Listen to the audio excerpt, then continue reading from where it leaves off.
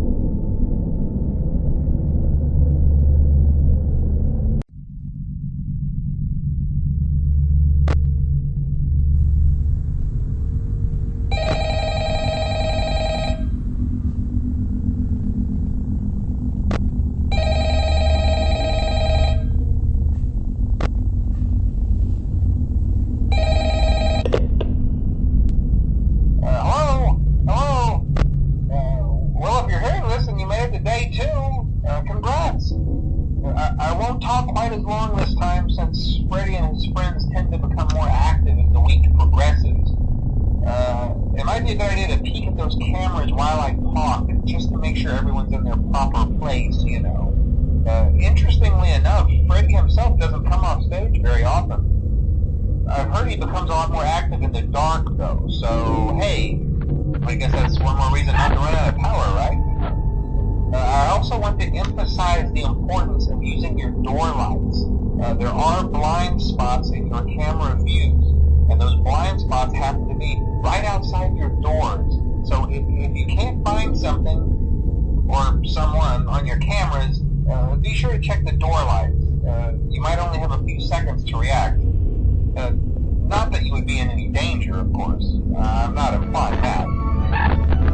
Also, check on the curtain in Pirate Cove from time to time. The character in there seems unique in that he becomes more active if the cameras remain off for long periods of time. I guess he doesn't like being watched. I don't know. Anyway, I'm sure you have everything under control. Talk to you soon.